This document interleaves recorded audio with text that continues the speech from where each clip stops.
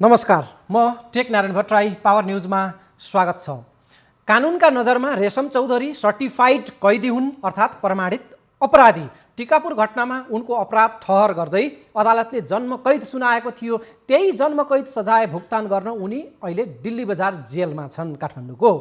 सोमबार दिउँसो कारागारबाट केही घण्टाका लागि रेशम चौधरी बाहिर निस्किए। उनलाई प्रहरी सुरक्षा घेरामा दिल्ली बजार कारागारबाट कान्ति पथमा रहेको निर्वाचन आयोगको कार्यालय पुर्याइएको थियो। अघिपछि स्वास्थ्य उपचारको बहानामा कारागार बाहिरको हावा खान निस्कने उनी यो पटक सांसदको ठाँट बाँटमा कारागारबाट निस्किएका थिए।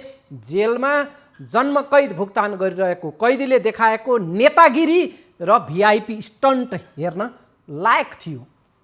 ढाका टोपी, मास्क, आस्कोट र दौरा सुरुवालमा ठाँटिएर रेशम चौधरी निर्वाचन आयोग पुगेका थिए। उनको छातीमा यहाँनिर सांसदले लगाउने लोगो त्यो टलक्क टल्किएको थियो। उनका अघिपछि प्रहरी त प्रशस्तै थिए, तर रेशम चौधरीले जे चाहन्थे त्यो गर्न उनलाई छुट थियो। प्रहरीको कुनै रोकटोक बन्देज थिएन, हातमा हतकडी थिएन, कैदी भन्ने कुनै जनावर चिन्ह उनीसँग थिएन। बरु भिआइपी सवारीको झल्को मिल्थ्यो। बकाइदा नेता बनेर भाषण गर्न समेत उनलाई छुट दिइएको थियो।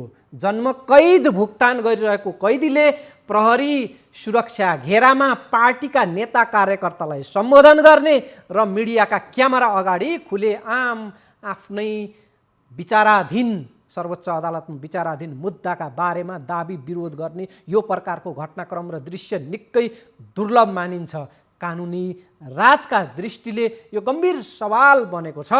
अदालतले जन्मकैद फैसला गरेको व्यक्ति कैद भुक्तान पुरा नहुँदै, सर्वोच्चबाट सफाई नपाउँदै र आम माफी समेत नपाउँदै सार्वजनिक भाषणबाजीमा उत्रन मिल्छ। कानुनका जानकारसँग, त्यसमा पनि फौजदारी कानुनका जानकारसँग, एकजना वरिष्ठ अधिवक्तासँग हामीले आज कुराकानी गर्नेछौँ। चौधरीकी पत्नी पनि त्यो माहौलमा देखिएकी थिइन्। रेशम चौधरीले उपेन्द्र र महन्त दुवै पक्षलाई कसरी आफ्नो अनुकूलमा उपयोग गरे, उनको त्यो चतुर चालबाजी निकै रोचक छ। दर्शकवृन्द, कारागारबाट बाहिरिएको यो मौकालाई उनले भरपुर उपयोग गरेका छन्। पार्टी विवादमा आफ्नो पक्षधर्ता प्रस्ट्याउनु पर्ने बहानामा उनी कारागारबाट त निस्किए, तर आफ्नो मतलब पुरा गरेपछि तटस्थ रहेर दुवै पक्षलाई जिल्ल पारिदिएका छन् रेशम चौधरीले। खास उनी एक पक्षमा कतै भोट हाल्ने, कतै आफ्नो शनाखत दर्ता गराउने जुन जसपाको विवाद थियो त्यसका लागि आएका थिए। तर उनको जुन चातुर्य छ त्यसको आज हामीले व्याख्या गर्नेछौँ। जनता समाजवादी पार्टीभित्रको नाटकीय घटनाक्रम आज छुटाउनै नहुने मामला छ। यसको साङ्गो पाङ्गो विवरण राख्ने नै छौँ आजको कार्यक्रममा। सुरुमा हेरौँ जन्मकैद भुक्तान गरिरहेको कैदीको राजनीतिक अवतार र चतुर चर्तीकला। रेशम चौधरीको यो रिपोर्ट हेरौँ। दिल्ली बजार कारागारमा रहेका जनता समाजवादी पार्टीका कार्यकारिणी सदस्य रेशम चौधरी सोमबार दिउँसो निर्वाचन आयोग पुगेका थिए। जसपाको आधिकारिकता विवाद टुङ्गो लगाउन पार्टीका कार्यकारिणी सदस्यको टाउका गर्नुपर्ने भएपछि चौधरी पनि आफ्नो हस्ताक्षर शनाखत गर्न निर्वाचन आयोग पुगेका हुन्। प्रहरीको गाडीमा चौधरीलाई दिल्ली बजार कारागारबाट कान्तिपथ स्थित निर्वाचन आयोगको कार्यालय बहादुर भवन पुर्याइएको थियो। उनले उपेन्द्र वा महन्त मध्ये कुनै पनि पक्षमा आफूलाई उभ्याएनन् र तटस्थ रहे। निर्वाचन आयोगले दिल्ली बजार कारागारमै आफ्ना कर्मचारी पठाएर उनको शनाखत हस्ताक्षर गर्न चाहेको थियो, तर रेशमले मानेनन् र निर्वाचन आयोगमै उपस्थित हुने अडान लिए। कारागारबाट निस्कदा उनले नेताहरूसँग छलफल गरेर निर्णय लिने बताएका थिए। दुवै पक्षलाई उनले आफ्नो साथ रहेको आश्वासन दिएका थिए। त्यसैले पनि उनलाई कारागारबाट निर्वाचन आयोग पुर्याउन दुवै पक्षले इच्छा र पहल देखाएका थिए। दुवै पक्षलाई लागेको थियो ऊ हाम्रै समूहको हो। पार्टीको पनि दुईतर्फी पहलपछि आयोगको आग्रहमा कारागार प्रशासनले उनलाई सोमबार दिउँसो बहादुर भवन उपस्थित गराएको थियो। पार्टीका दुवै पक्षलाई रिजाएर कारागार बाहिर निस्किएको यही मौकामा चौधरीले जेल बाहिरको ताजा हावा त खाए नै, त्यसमाथि आफ्नो नेतागिरी पनि देखाइहाले। कारागारबाट बहादुर भवन पुग्दा उनको चमक दमक नै बेग्लै थियो। उनको हाउभाउमा उन्मुक्तिको विजयी भाव झल्किन्थ्यो। हात हल्लाएर पार्टी पङ्क्ति र पत्रकारलाई उनले सम्बोधन गर्न समेत भ्याए। उनकी पत्नी समेत निर्वाचन आयोग पुगेकी थिइन्। मेरो पार्टीमा मेरा अध्यक्ष महोदयहरूमा अत्यन्त श्रद्धा लाग्छ मलाई महन्त ठाकुरप्रति। उहाँ हाम्रो लागि अत्यन्त आदर र सम्मानको पात्र हुनुहुन्छ। कसैले एक पक्षले बाजी बार्ला, कसैले हार्ला, तर जिन्दगीभरि कमाएको निष्ठाको लागि म महन्त ठाकुरप्रति भीष्म पितामहको एउटा दर्जा कायम गरिदिनु हुन र गएर मैले के गर्नुपर्छ, मैले जितिन, हामी मिल्नुपर्छ, हामी एक हुनुपर्छ भन्ने धारणा राख्नु पर्दछ। चौधरीले नेताहरूसँग आफ्ना कुरा राख्ने अवसरका रूपमा पनि यो मौकाको उपयोग गरेका छन्। अध्यक्षद्वय महन्त ठाकुर र उपेन्द्र यादवसँग छुट्टा छुट्टै छलफल गरेका उनले आफ्ना कुरा त राखे, तर कुनै पक्षमा पनि शनाखत गरेनन्। दुवैतर्फ समदूरी कायम गरेका उनीसँग दुवैतर्फका नेताले समय दिएर बेग्ला बेग्लै भेटघाट र वार्तालाप गरेका थिए। रेशम चौधरीलाई टिकापुर घटनामा दोषी ठहर गर्दै अदालतले जन्म कैदको सजाय सुनाएको थियो। उनी कारागारमा कैद भुक्तान गर्दैछन्। उनको रिहाइका लागि जसपाले लागे पुगेसम्म पहल गर्दै आएको छ, तर अदालतको फैसलाका अगाडि राजनीतिक दाउपेचले उपलब्धि दिन सकेको छैन। आयोगबाट बाहिरिने क्रममा चौधरीले भनेका थिए, राजनीतिक मुद्दाका कारण म जेलमा बस्नु परेको छ।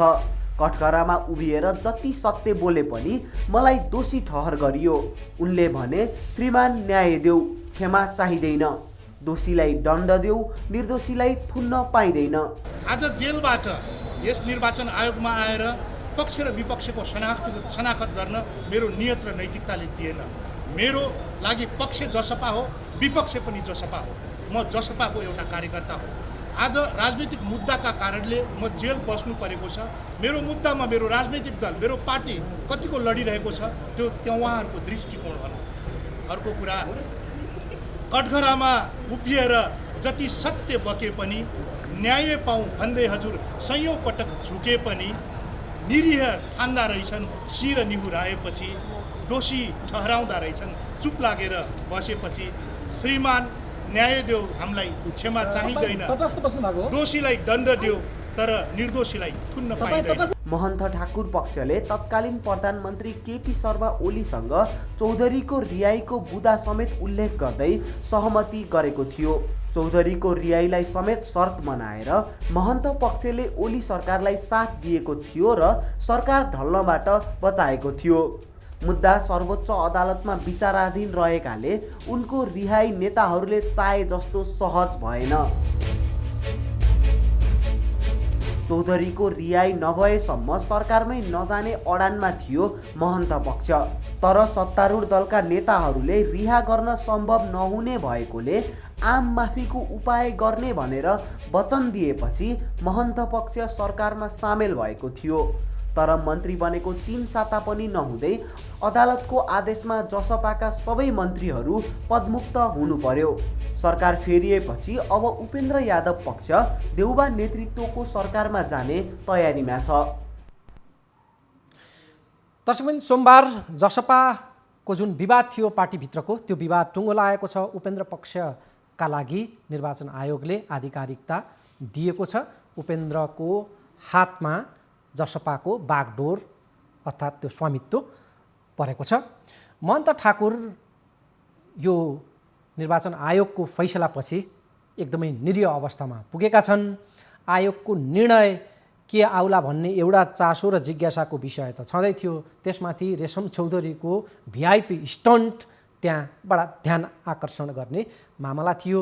निर्वाचन आयोगमा रेशम चौधरी पुग्दा जे देखियो त्यहाँका अन्य दृश्य पनि वर्णन योग्य छन्। त्यसको वर्णनलाई एकछिनपछि धकेल्दै यहाँ जोड्दैछु नेता राजेन्द्र महतोको प्रतिक्रिया।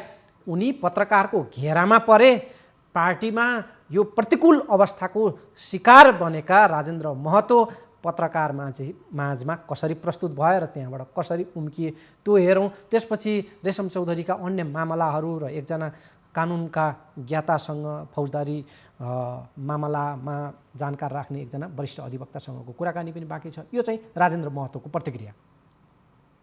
हामी पहिलेदेखि भन्दै आएको हाम्रो लागि त सबै प्रतिगमनकारी नै हो नि त।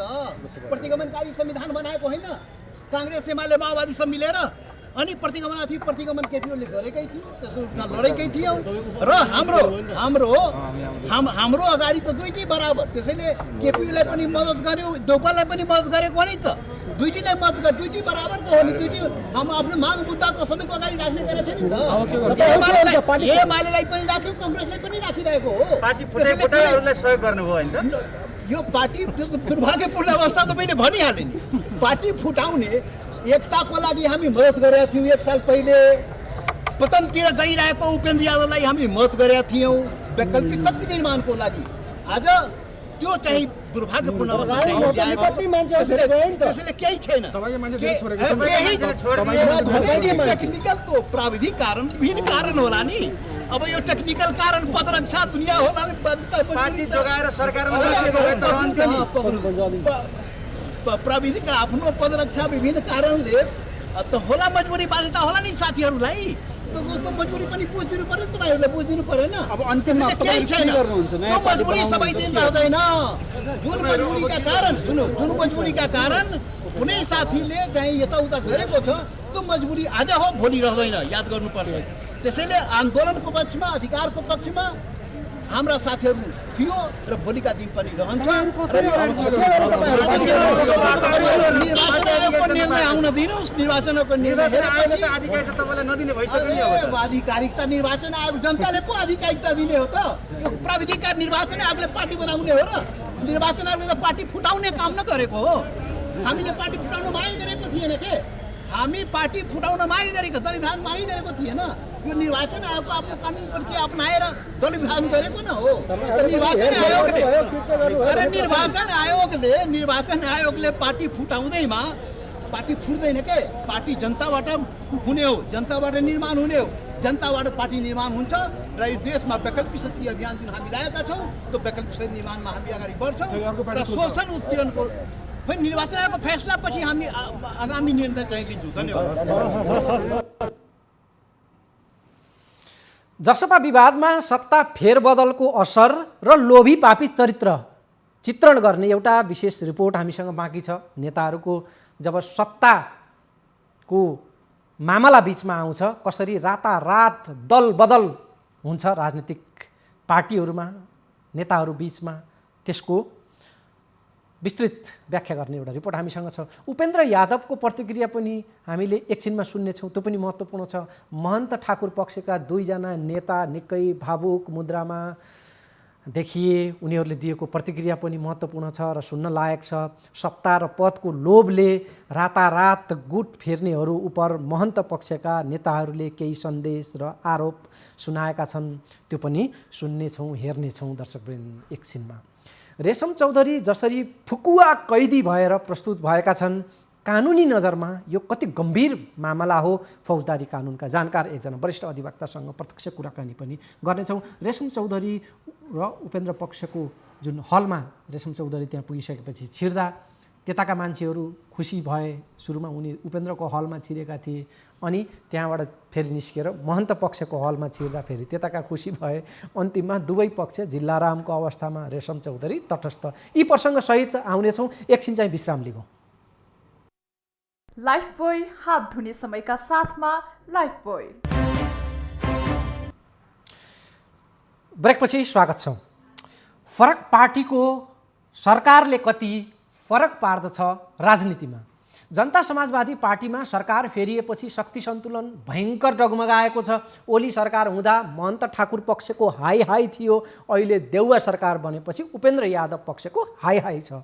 मन्त्री पद जता पाइन्छ उतै लहसिने लोभी पापीहरूको दल बदल खेल यति बेला उत्कर्षमा छ, खास गरी जसपामा। नीति सिद्धान्त र कार्यक्रमले होइन, व्यक्तिगत लाभ र हानि हेरेर पार्टीमा गुट फेर्ने चलन छ राजनीतिमा।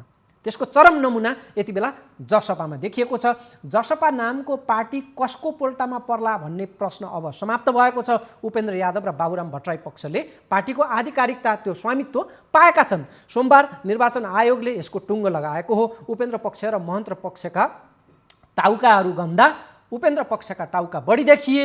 जसका टाउका बढी उसैको दल हुने जुन हेड काउन्ट विधिबाट जसपा आधिकारिकताको विवाद निर्वाचन आयोगले सोमबार टुङ्गो लगाएको छ। जसपाको कार्यकारिणी समितिका 51 जनालाई हस्ताक्षर शनाखत गर्न निर्वाचन आयोगले बोलाएको थियो। उपस्थित मध्ये 34 जना उपेन्द्रको पक्षमा र 16 जना महन्त ठाकुरको पक्षमा देखिए। रेशम चौधरी चाहिँ तटस्थ बसे, एक सिट तटस्थ। कार्यकारिणी सदस्यको हस्ताक्षर शनाखतपछि यादव र बाबुराम भट्टराई पक्षका नाममा पार्टी आधिकारिकता टुङ्गो लागेको छ। यसअघि ठाकुर र महतोको पक्षमा रहेका राजकिशोर यादव र मनिष सुमन पनि रातारात यादवको पक्षमा लागेका छन्। यी दुईजना प्रभावशाली नेताहरू पछिल्लो पटक। उनीहरूमध्ये राजकिशोर केपी शर्मा ओली मन्त्री परिषदमा मन्त्री पनि भएका थिए। जसपा विवादमा सत्ता फेरबदलको असर र लोभी पापी चरित्र चित्रण गर्ने यो रिपोर्ट हेरौँ। केपी शर्मा ओली नेतृत्वको सरकार ढलेपछि नराम्रो मारमा परेका छन् जनता समाजवादी पार्टीका महन्त ठाकुर र राजेन्द्र महतो। जसपाका सांसद र नेताहरू महन्त र राजेन्द्र समूहलाई छाड्दै उपेन्द्र यादव पक्षमा धमाधम हाम फालेका छन्। सरकार फेरिएसँगै जसपाको शक्ति सन्तुलनमा उथलपुथल भएको छ। उहाँहरूलाई त हामीले घोक्र्याएर खेद्या त होइन नि, उहाँहरू आफै बाटो बिराउँदै कहाँ न कहाँ पुग्नु भएको छ। गलत बाटोमा, गलत राजनीतिमा, गलत ठाउँमा पुग्नुभयो होइन, हामीले त खेद्या होइन। अब उहाँहरू चाहिँ के छ भन्दाखेरि बिराएका बाटो र लिएका गलत नीतिलाई सच्याएर सार्वजनिक रूपले आलोचना गरेर आउनु हो भने यो पार्टी हो, पार्टीले विचार गर्छ। केपी ओली नेतृत्वको सरकार हुँदा जसपाको महन्त पक्ष संसदीय दलमा करिब 2/3 बहुमतमा थियो। अहिले त्यो सङ्ख्या उल्टिएर उपेन्द्रको पक्षमा पुगेको छ। कार्यकारिणी समितिमा पनि हालत उस्तै छ। महन्त क्याम्पबाट सरेर उपेन्द्र पक्षमा जाने लहर नै चलेको छ। ओलीका पालामा महन्त सत्ता निकट थिए, अहिले देउबाका पालामा उपेन्द्र सत्ता निकटमा छन्। सत्ताकै पछि लाग्ने लोभी पापी चरित्रले पार्टीभित्रको सन्तुलन नराम्ररी खलबल्याएको छ।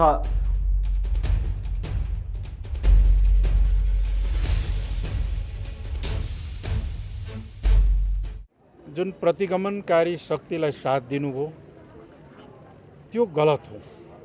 असंवैधानिक र प्रतिगमनकारी शक्तिलाई साथ दिनु हाम्रो पार्टीको सिद्धान्त, नीति, विचारको विपरीत हो। त्यो कार्य गरेको त्यसलाई आत्मालोचना पब्लिकली चाहिँ के छ भने आत्मा होइन, त्यो अलग कुरा हो।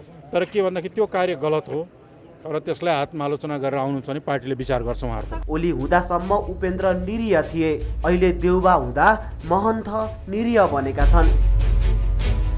1 वर्ष अघि राजपा र समाजवादी पार्टी एकीकरण हुँदा महन्त शक्तिशाली थिए, तर अब पार्टीको आधिकारिकता समेत उपेन्द्र पक्षले पाउने भएपछि सांसद, नेता, कार्यकर्ता महन्तलाई छाडेर उपेन्द्रतर्फ ढल्किएका छन्।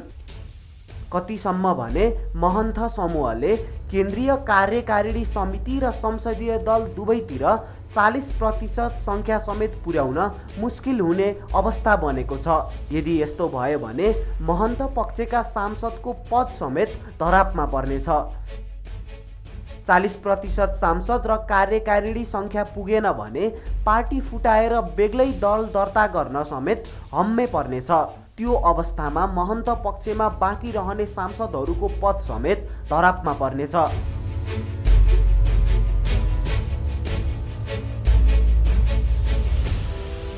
सत्ताले राजनीतिमा कति अर्थ राख्छ र फरक पार्छ भन्ने बेजोड नमुना अहिले जसपाभित्रको ध्रुवीकरणले बताइरहेको छ। ओली सत्तामा हुँदा महन्तसँग झुम्मिएकाहरू अहिले देउबा सत्तामा पुगेपछि उपेन्द्रसँग झुम्मिन थालेका छन्। ओली सरकारमा मन्त्री हुने प्रलोभनका कारण कतिपय नेताले उपेन्द्रलाई छाडेका थिए। अहिले देउबा सरकारमा मन्त्री हुने लालचले फेरि उपेन्द्र खेमामा तानिएका छन्। जसपाबाट ओली सरकारमा मन्त्री बनेकाहरू महिना दिन नपुग्दै पदमुक्त हुनु परेको थियो। त्यसको चोट त छँदै थियो, त्यसमाथि मैले केही गर्छु भनेर आश्वासन दिएका ओलीको सरकार समेत ढल्यो। एकपछि अर्को गर्दै महन्त पक्षमा वज्रपात थपिँदै गयो। अप्ठ्यारोमा पर्दै गएका महन्तलाई पार्टी आधिकारिकताको टुङ्गो लगाउने महत्त्वपूर्ण र निर्णायक क्षणमा एकपछि अर्को गर्दै आसपासकाले छोड्दै गए। दर्शकवृन्द, अहिले हामीले प्रस्तुत गरेको विषय त खास गरी राजनीतिक कोणबाट यो घटना वृत्तान्तको वर्णन हामीले गऱ्यौँ। अब रेशम चौधरीको जुन राजनीतिक स्टन्ट, एकजना कैदीको राजनीतिक स्टन्टलाई कानुनी दृष्टिबाट कसरी हेर्ने र यो कति गम्भीर मामला हो, हामी अब त्यतापट्टि लाग्छौँ। अलिकति वर्णन चाहिँ त्यहाँ पुग्दा रेशम चौधरी निर्वाचन आयोगको आँगनमा पुग्दाको दृश्यलाई पनि अलिकति थपौँ। जसपा नेता कार्यकर्ताले ताली बजाएर रेशम चौधरीलाई चाहिँ स्वागत गरेका थिए। त्यहाँ पुग्दाखेरि चलाख चौधरीले दुवै पक्षलाई आफ्नो समर्थन दिने प्रकारले आशा जगाएका थिए दुवैतर्फका, त्यसैले पनि उनको इन्ट्रीमा दुवै पक्षले आशावादी भएर त्यहाँ ताली पिटेका थिए। ल रेशम चौधरी एक भोट हाम्रो लागि आयो भनेर। गाडीबाट झरेपछि पत्रकारमाझ उनले संक्षिप्त प्रतिक्रिया दिए, पहिले म काम सक्छु त्यसपछि बोल्नेछु तपाईँहरूसँग। उनी सरासर उपेन्द्र पक्षतर्फको त्यो हलमा पसे, त्यो लबीमा पक्ष उपस्थित धेरैलाई लाग्यो कि उनले उपेन्द्र पक्षलाई चाहिँ साथ दिने भए आफूलाई चाहिँ उपेन्द्र पक्षमा उभ्याए भन्ने लाग्यो। उपेन्द्रतर्फका नेताहरूको त्यहाँ ताली बज्यो, त्यहाँ खुसी प्रकट गरिहाले उनीहरूले। तर केही बेरपछि उनी छिरे महन्त ठाकुर पक्षको अर्को लबीतर्फ। अब खुसी हुने पालो थियो। महन्त पक्षको फेरि ताली बज्यो। खासमा उनी दुईतर्फी नेतालाई आफ्ना कुरा राख्ने अवसरका रूपमा यो क्षणिक जेल फुकुवालाई उनले उपयोग गरिरहेका थिए। त्यो दाउ उनको थियो। आफ्नो मतलब निकालेपछि उनी निर्वाचन आयोगबाट निस्कने क्रममा लम्बेतान भाषण दिए र भने म तटस्थ। आफ्नो रिहाइका लागि भरमुग्दुर प्रयास गरेका महन्त ठाकुरलाई नचिड्याउने र अहिले सत्ताको निकटमा रहेका उपेन्द्र यादवलाई पनि निराश नपार्ने उनको ध्येय देखियो। यो चतुर ध्येय बुझ्न सकिन्छ। जे होस्, यो त उनको राजनीतिक लप्पन छप्पनको कुरा भयो। दर्शक पनि राजनीतिक हिसाबले उनले देखाएको चलाखीलाई खासै महत्त्व दिनु परेन। तर त्योभन्दा गम्भीर मामला चाहिँ के छ भने कैद भुक्तान गरिरहेको व्यक्तिले यो प्रकारको भाषणबाजी र गतिविधि गर्न मिल्छ वा मिल्दैन? कतै यो एउटा खराब नजिर बनेर नेपालको राजनीतिमा बारम्बार दोहोरिने पो हो कि राजनीतिक आडमा अदालती फैसला र कानुनी व्यवस्थाको खिल्ली उडाउने काम पो भयो कि? यसबारेमा कानुनी कोणबाट विश्लेषण गर्न यति बेला मसँग जोडिनु भएको छ फौजदारी कानुनका जानकार, उहाँ वरिष्ठ अधिवक्ता हुनुहुन्छ र सर्वोच्च बारका पूर्व अध्यक्ष समेत रहेर उहाँले आफ्नो भूमिका निर्वाह गर्नुभएको छ, कृष्ण प्रसाद सापकोटा। म उहाँलाई स्वागत गर्छु। सापकोटा सर, यहाँलाई स्वागत छ। धन्यवाद। अब जुन अदालतले जन्मकैद फैसला सुनाएको व्यक्तिलाई राजनीतिक प्रपञ्चका लागि कारागारबाट निर्वाचन आयोगको कार्यालयसम्म ल्याइनु, यो घटना, अनि संसदको लोगो उहाँले प्रयोग गर्नु, नेताहरूसँग 1-to-1 उहाँको वार्ता पनि हुनु, अनि क्यामेराका अगाडि वक्तव्यबाजी भाषणबाजी गर्नु, यो जे घटनाक्रम भयो कानुनी दृष्टिले यसलाई कसरी बुझ्ने यो मामलालाई? अब यसलाई हामीले दुई ढङ्गबाट हेर्नुपर्छ। पहिलो कुरा, उनलाई रेशम चौधरीलाई निर्वाचन आयोगले उपस्थित गराउन मिल्छ कि मिल्दैन? उनको उपस्थिति त्यहाँ कानुन बमोजिम हुन सक्छ कि सक्दैन भन्ने यसको पहिलो प्रश्न हो। यस सम्बन्धमा दल, कुनै राजनीतिक दलको दुई वा बढी व्यक्तिहरू वा दुई वा बढी पक्षहरू भएर विवाद भयो र त्यो विवाद निर्वाचन आयोगले निरूपण गर्नुपर्ने भयो। त्यस्तो अवस्थामा निर्वाचन आयोगले त्यो दलको विवाद निर्वाह गर्नको लागि या त्यो दलको विवादलाई निरूपण गर्नको लागि उसले प्रमाण बुझ्ने प्रक्रियामा कुनै व्यक्ति जो जेलमा छ या थुनामा छ भने त्यस्तो व्यक्तिलाई आफू समक्ष उपस्थित गराउने अधिकार निर्वाचन आयोगले राख्छ। यो उपस्थिति गर्न मिल्दैन, हुन मिल्दैन भन्ने कुरा होइन। त्यसको प्रक्रिया के हो भने कारागार सम्बन्धी ऐनमा, कारागार सम्बन्धी 2019 को दफा 15 त्यसको व्यवस्था छ। कुनै अड्डाले कुनै मुद्दा मामिला निरूपण गर्नको लागि कुनै थुनुवालाई आफू समक्ष उपस्थित गराउन आवश्यक देख्यो। त्यस्तो अवस्थामा चाहिँ नि त्यो थुनुवा कुनै अदालतको फैसलाबाट थुनामा परेको छ या कैदी जीवन बिताएको छ भने त्यस्तो अड्डाले जुन अदालतले उसलाई थुनामा राखेको हो या कैद पठाएको हो त्यो अदालतलाई उसले पत्राचार गर्छ। यो विषयमा निर्वाचन आयोगले त्यो अदालतलाई पत्राचार गर्नु पर्यो र त्यो अदालतले सम्बन्धित जेल जहाँ चाहिँ नि रेशम चौधरीजी हुनुहुन्छ उसलाई पत्र लेखेर निर्वाचन आयोगले यो मितिको पत्र पूर्वी अनुसार हाजिर गराइदिनु भन्न अदालतले लेखेर पठाएपछि सम्बन्धित जेलरले उसलाई सम्बन्धित अड्डा यो विषयमा निर्वाचन आयोगमा पुर्याउन मिल्छ। कानुनले चाहिँ नि निर्वाचन आयोगले विवादको निरूपण गर्नुपर्ने सिलसिलामा बुझ्नुपर्ने प्रमाण उहाँलाई देख्यो। रेशम चौधरीको प्रेजेन्स आयोगमा आवश्यक छ भन्ने आयोगलाई लाग्छ भने उसले आफू समक्ष उपस्थित गराउने कानुन बमोजिम हुने अधिकार राख्दछ। उपस्थित हुनु हुँदैन या पाउँदैन भन्ने कुरा होइन। मैले अझै थपे नि उहाँको त्यो भाषणबाजी अनि गएर एउटा कैदीका निश्चित सीमाहरू होलान्, ऊ कैदी हो भन्ने कुनै जनाउ चिन्ह हुनुपर्छ कि पर्दैन, जे त्यहाँ घटनाक्रम तपाईँले हाम्रो रिपोर्ट पनि हेर्नुभयो होला अथवा सुन्नुभयो होला, यो जे घटनाक्रम ठिक बेठिक के भयो खास? होइन, त्यसमा यस्तो छ हेर्नुहोस्, त्यसलाई चाहिँ हामीले एउटा मैले अगाडि भने एउटा दृष्टिकोण कानुन बमोजिम उनको उपस्थिति हुन सक्छ कि सक्दैन भन्ने कुरामा कानुनले व्यवस्था गरे अनुसार उनको उपस्थिति आयोगमा हुन सक्छ।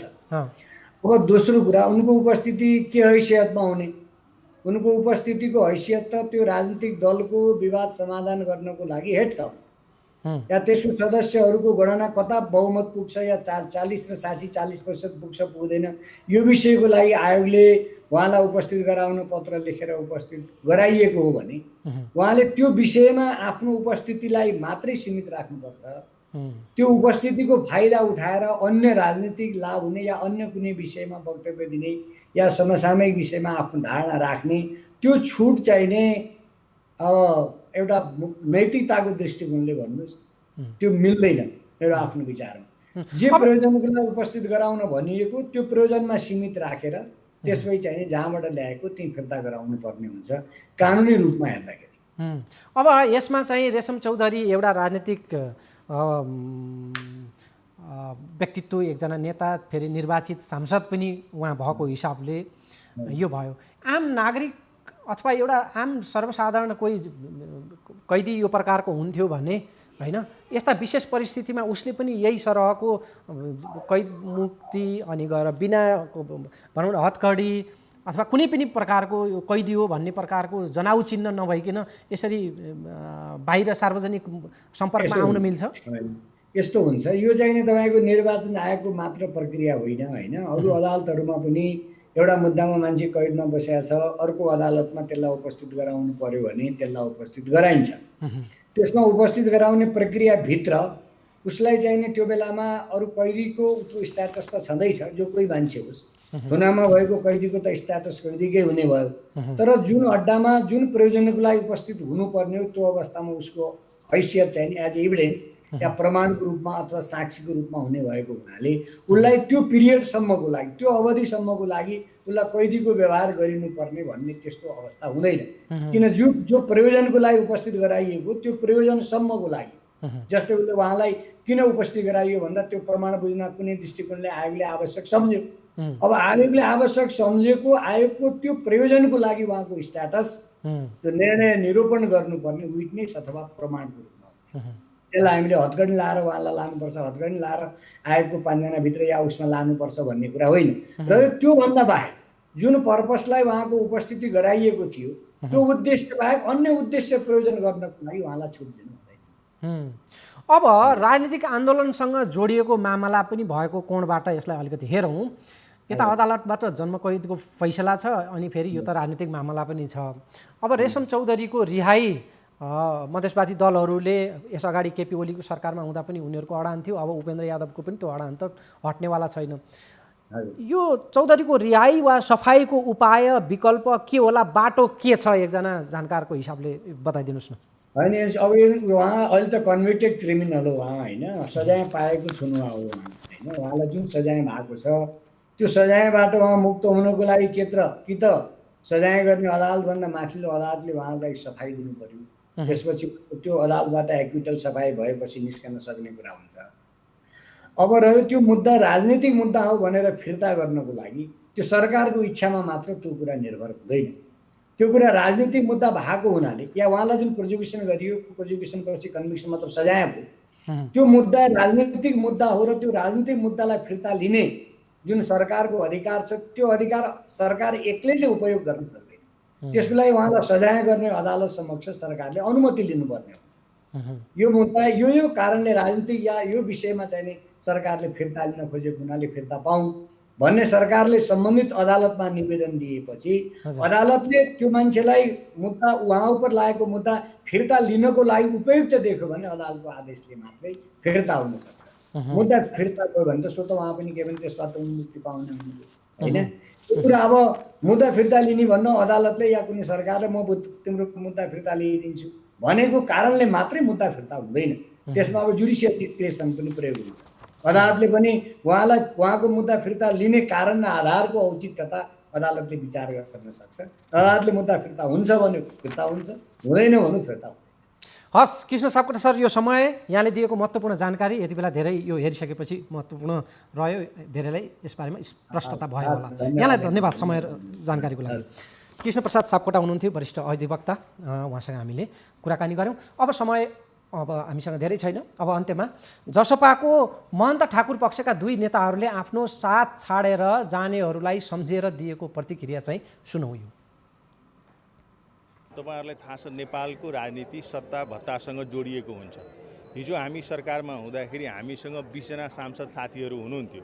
आज चाहिँ नि उपेन्द्रजीको गठबन्धनमा त्यो साथीहरू लाग्नु भएको छ भन्दाखेरि जनताले निर्वाचित गरेको मान्य सांसदहरू, पार्टीले समानुपातिकमा पदमा राखेर सम्मान गरेको मान्य सांसदहरू फ्ल्याटको लागि, पैसाको लागि, मन्त्री बन्नको लागि हिजो चाहिँ नि एक ठाउँमा हुनुहुन्थ्यो, आज अर्को ठाउँमा जानुभएको छ भने अर्को ठाउँमा जहाँ जानुभएको छ उहाँहरू उपेन्द्रजीको पक्षमा, उपेन्द्रजीको पक्षले चाहिँ नि उहाँहरूलाई फेरि मन्त्री बनाइदिएन अथवा बन्न सक्नु भएन भन्दाखेरि त फर्केर फेरि आफ्नै ठाउँमा आउनुपर्ने हुन्छ अथवा पुरपुरोमा हात राखेर पस्ताउनु पर्ने हुन्छ। त्यसैले यस्तो राजनीतिक परिदृश्यमा यस्तो चरित्रहरूलाई, यस्तो चरित्र भएको नेतृत्वलाई जनताको बिचमा एउटा यो उदाङ्गो पार्ने अवसर पनि हो। हिजोसम्म एउटा पक्षको कार्यकारी, एउटा पक्षको बैठकमा समावेश हुने, रातारात अर्कोतिर पुग्ने, अर्कोतिर पुग्ने, यो सबै कुराको चाहिँ यो निष्ठाको चाहिँ तपाईँको चाहिँ हामीले यो शनाखत बुझेका छौँ र यसको बारेमा के छ भने चाहिँ भोलि इतिहासहरू चाहिँ मधेसले यसको बारेमा चाहिँ गर्ला। हाम्रो पक्षमा चाहिँ निष्ठाको पक्षमा भने हाम्रो पक्षमा जति थिए, जसले चाहिँ यो प्रक्रियालाई अगाडि बढाएको थियो, जसले यो प्रक्रिया अगाडि बढाएको थियो, जसले माग दाबी गरेको थियो र त्यो सबैजना जो थिए त्यसमा कायम रहे। त्यसमा केही साथीहरू चाहिँ नि रातारातमा उनले किता परिवर्तन गरे। हामीले पार्टी फुटाउने मनस्थिति भएको भए हिजो पनि हामी सरकारमा जाँदाखेरि हामीसँग त स्पष्ट थियो नि, त्यतिखेर तपाईँले भने जस्तै 21 जना सांसद हामीसँग थियो, कार्यकारिणीमा 23 जना चाहिँ कार्यकारिणी सदस्य हामीसँग हुनुहुन्थ्यो भन्दाखेरि त हामी आएर धारा 33 अनुसार चाहिँ दल एउटा गठन गर्नलाई 40% मान्यताले पुग्ने रहेछ। त्यो काम त हामी उहिले गर्न सक्थ्यौँ नि, किन नगरेको यो काम भन्ने कुरा पनि त जनताले मूल्याङ्कन गरेको छ। किन नगरेको भन्दाखेरि यो अलग थलग पारिएको नागरिक, मधेसी, थारू, जनजाति, आदिवासी, दलित, महिला, मुस्लिम, शिल्पी समुदायको आवाजलाई मुखरित गर्नको लागि हामी जनता समाजवादी पार्टी नेपाल चाहिँ गठन गरेका हौँ। जुन दिन राष्ट्रिय जनता पार्टीले चाहिँ समाजवादी पार्टीको एकता हुने अवस्था सिर्जना भएको थियो, त्यो बेलामा चाहिँ उपेन्द्रजीहरूको अनुहार चाहिँ के थियो र अवस्था के थियो भन्ने कुरो चाहिँ जगजाहिर भएको कुरा छ। हामीले त्यति बेला चाहिँ के छ भने उपेन्द्रजीको अनुहार हेरेर हामीले पार्टी एकता गरेको होइन। हामीले त्यति बेला पार्टी एकता गरेको के हो भने यो मधेस चाहिँदेखि लिएर सम्पूर्ण मधेस लगायतका चाहिँ आदिवासी, दलित, जनजाति लगायतको उत्पीडनमा परेका चाहिँ आन्दोलन कमजोर हुँदैछ। त्यो आन्दोलन चाहिँ डिभाइडेड भइरहेछ, विभाजित भइरहेछ। त्यसैले त्यो आन्दोलनको शक्ति चाहिँ एक ठाउँमा ल्याउनुपर्छ। त्यस हुनाले चाहिँ के छ भने उहाँलाई रेस्क्यु गरिदिया हो, त्यो सबैले थाहा भएको कुरा हो नि। आज एकछिनको लागि मैले युद्ध जितेँ भनेर चाहिँ विजेताको मनोविज्ञान भए तापनि यसको असर चाहिँ समग्रमा चाहिँ तपाईँको मधेस आन्दोलन, थरुवाट आन्दोलन, जनजाति, आदिवासी, शिल्पीहरूको आन्दोलन, मुस्लिमको आन्दोलन चाहिँ कमजोर भएको अवस्था छ। यसले एउटा चाहिँ ठुलो बिग ब्लो भन्छ, एउटा ठुलो प्रहार भएको अवस्था छ। हामीले भनेका छौँ हिजोको सरकारसँग पनि हामीले माग मुद्दाकै हिसाबमा समर्थन गरेका थियौँ, आजको चाहिँ सरकारसँग पनि हामीले माग मुद्दा गरेका छौँ। किनभने हाम्रो लडाइँ राज्यसँग हो, हाम्रो कुनै पार्टीसँगको चाहिँ नजिक या त टाढा भन्ने कुरो होइन। राज्य जसले सञ्चालन गर्छ त्यसले हाम्रो माग सम्बोधन गर्नुपर्छ। अझ शेरबहादुरको राज्य छ, त्यस हुनाले चाहिँ राज्यको व्यवस्थापन शेरबहादुरजीसँग उहाँसँग हाम्रो कुरा भएको छ। हामी माग मुद्दामा अडेका छौँ। त्यस हुनाले चाहिँ के छ भन्दा चाहिँ हामी आफ्नो ठाउँमा छौँ, न हामीले कहिले गलत काम गरेका छौँ, हामीले कुनै ग्लानी पनि छैन, हामीले कुनै आत्मग्लानी छैन। कसको कारणले गर्दाखेरि जनता समाजवादी पार्टी फुट्यो भन्ने कुरा चाहिँ नेपाली नागरिकले, जनताले शहीदको चाहिँ जुन सपना छ त्यसलाई साकार गर्नलाई जुन अगाडि हामीले बढेको छौँ, त्यो मूल्याङ्कन चाहिँ जनताको बिचमा हामीले छोडिदिन्छौँ र जे हुन्छ त्यसलाई हामीले सामना गर्छौँ। दर्शकवृन्द, अघि पनि उल्लेख गरियो फरक पार्टीको सरकारले कति फरक पार्दछ राजनीतिमा। सरकार फेरिसकेपछि जसपा विवाद र त्यसबाट उत्पन्न अहिलेको परिस्थितिमा आजको कार्यक्रम हामीले मुख्यतः केन्द्रित गऱ्यौँ। कार्यक्रम निर्धारित समय सकिएको छ। अर्को अङ्कमा भेट्ने गरी बिदा हुन्छु। नमस्कार।